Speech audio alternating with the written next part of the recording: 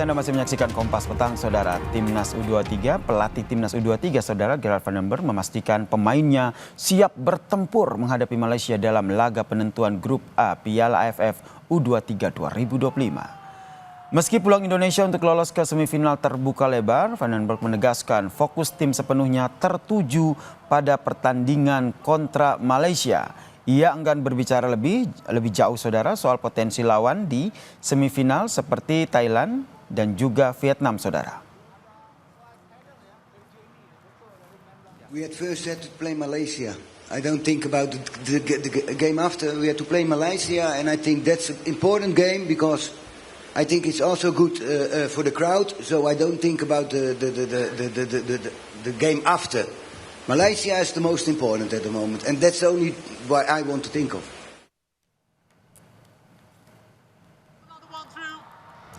Pelatih Timnas U23 Malaysia, Nafuzi Zain, mengaku tantangan besar yang dihadapi timnya ketika bertemu dengan skuad asuhan Gerard Van den Berg. Menurutnya kekuatan Timnas U23 Indonesia jauh lebih matang karena sebagian besar pemainnya merupakan punggawa Liga 1 dengan pengalaman kompetisi yang tinggi.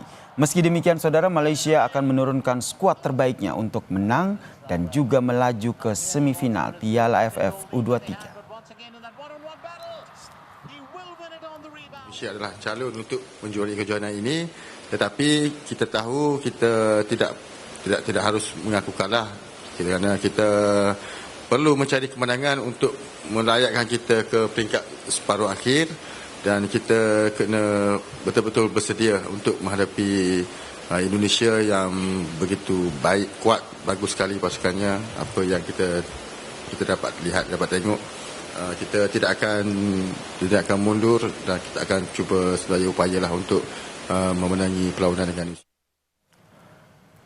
Analis sepak bola Firzi Idris menegaskan skuad Garuda harus menang atas Malaysia di laga terakhir Grup A Piala AFF U23 2025, Saudara. Firzi menyebut 3 poin harus dikantongi untuk mengamankan posisi meski timnas sudah meraih 2 kali kemenangan atas Brunei Darussalam dan juga Filipina.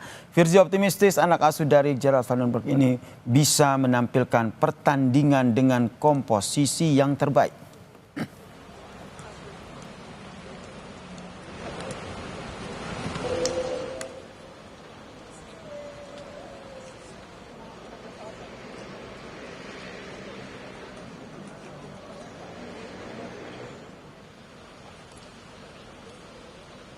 Apapun menurut saya lawan Malaysia adalah suatu pertandingan harus menang, wajib menang, tidak ada kata lain selain 3 poin. Yang menarik memang pertemuan di ASEAN U23 Championship ini kan memang menjadi kayak semacam pelipur lara kangen kita ya menghadapi Malaysia setelah beberapa lama kita nggak ketemu. Tadinya timnas senior Malaysia diundang PSSI untuk melakukan laga persahabatan, tapi beberapa kali ditolak. Dan akhirnya sekarang kita bertemu lagi di level Asia U23. Timnas U23 Indonesia kontra Malaysia akan berlangsung pada hari Senin 21 Juli 2025 di Stadion Gelora Bung Karno pukul 8 malam. Pendukung Timnas U23 pun optimistis kemenangan bisa diraih kembali di laga besok untuk mengunci posisi puncak kemenangan Indonesia. Ya, setidaknya 1 poin harus dicapai. 100% menang Indonesia. Skor 3-0. Skor 3-0 ya? Iya. Ada pemain favorit nggak? Pemain favoritnya Marcelino. Marcelino di U23 ya? U23. Oke. Kalau menurut saya sih timnas ini pasti menang ya, karena pemainnya juga bagus-bagus semua. Oke. Prediksi skor? Prediksi skor mudah-mudahan sampai ke 4-0. 4-0. Iya. Ada pemain favorit nggak? Semuanya favorit sih. Favorit. Oke. Optimis saya mudah-mudahan menang juga lagi ya gitu lawan Malaysia. Oke. Mudah-mudahan juga skornya lebih lah itu yang diharapkan. Ada prediksi skor nggak? Bisa sih lebih dari 3 ya kalau bisa. 3-0. Oke. Ada pemain favorit di U23? Semuanya sih saya suka. Oke.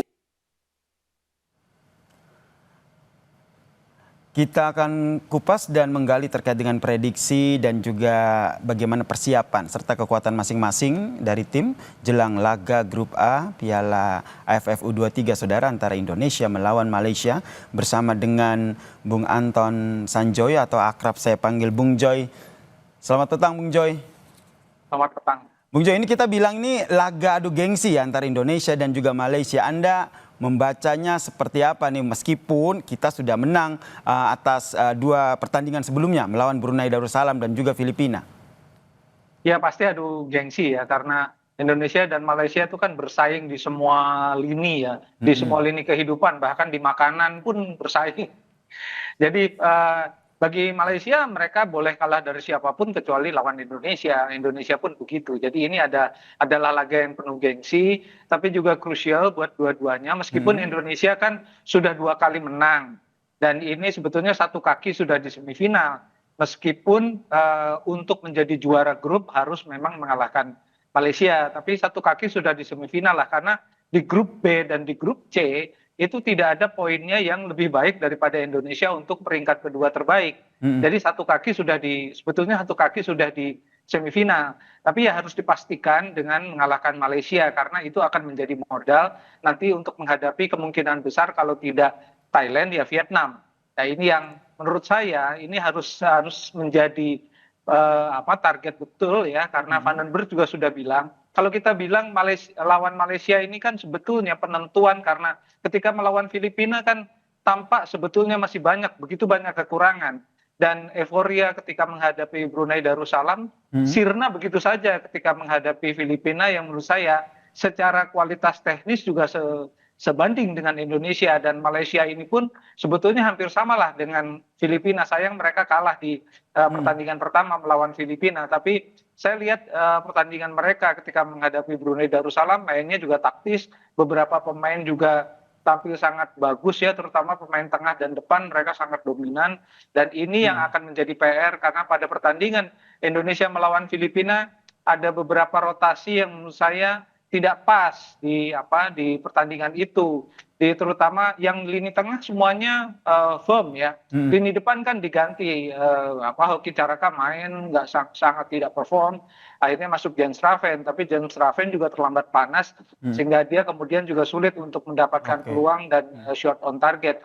Di belakang ada beberapa pergantian, tapi oke lah, di belakang itu memang masih coba mencari formasi terbaik. Tapi dugaan saya akan kembali kepada formasi yang mendekati ketika melawan Brunei Darussalam. Nah ini sebenarnya ingin saya tanyakan, sebenarnya nanti formasinya akan seperti apa? Oke lah kita menang melawan Brunei 8-0, tapi melawan Filipina hanya menang 1 angka gitu, 1-0. Nanti pola permainannya akan seperti apa dari Indonesia ini untuk bertanding melawan Malaysia? Karena tadi kata pelatihnya Gerald Van den Berg, ini nggak main-main nih kalau seandainya kita melawan Malaysia.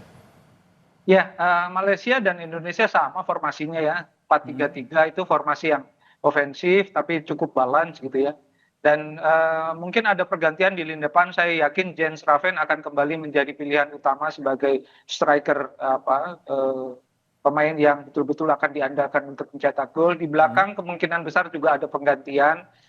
Mungkin Brandon Schoenemann bisa kembali bermain, tapi yang di lini belakang kemarin saya lihat Kakang bermain juga cukup bagus ya, jadi rasanya sih mereka akan berjuang di antara para pemain untuk menjadi starter 11, dan yang di tengah saya rasa sudah tidak akan tetap ya, ada Arkan, Fikri, Robi Darwis, kemudian Tony. Di sana rasanya sih itu tidak akan tergeser, karena di 2 pertandingan posisi mereka sama-sama firm. Jadi sektor kanan kiri juga Rahmat saya kira akan tetap bermain, dan Raihan juga akan menjadi andalan di sektor sayap. Termasuk sektor menyerang ya, karena ini yang juga menjadi salah satu perbincangan gitu. Dari 2 pertandingan terakhir Anda membacanya seperti apa nih Bung Joy? Ya, pertandingan pertama memang saya melihat Indonesia begitu dominan, tapi itu lebih karena Brunei Darussalam ini kualitasnya sangat jauh ya. Mereka kan kalah 8-0 dari Indonesia, kalah 7-1 dari Malaysia.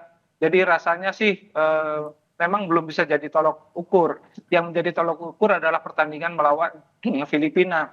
Dan kelihatan betul pressure mereka terhadap Filipina tidak sebaik ketika menghadapi Brunei Darussalam, karena pemain Filipina mereka tidak mau Indonesia mendominasi di lini belakang mereka, sehingga banyak sekali intercept di lini tengah, dan ini yang membuat kesulitan pemain-pemain tengah untuk bisa mengalirkan bola ke depan. Ditambah lagi permainan Hoki Caraka tidak terlalu firm ya, dia buka ruangnya cukup oke, tapi ketika mendapat peluang ngawur semua. Terlebih ini mainnya di GBK ya, jadi harapannya semangat psikologis dari timnas ini juga tetap terpupuk sehingga bisa mengalahkan Malaysia ya dalam laga adu gengsi pada hari Senin besok ya. Ya, mudah-mudahan penontonnya Ini yang kita banyak harapkan ya. Karena, karena penonton ini akan menjadi salah satu faktor yang menentukan permainan Indonesia yang bisa bersemangat sekali. Baik, kita nantikan bersama ya, harapannya Indonesia bisa menang begitu melawan Malaysia di laga timnas ini, saudara. Terima kasih Bung Joy telah bergabung bersama kami di Kompas Petang, telah berbagi perspektifnya terkait dengan penentuan laga grup A Piala AFF U23 2025. Sama-sama, terima kasih.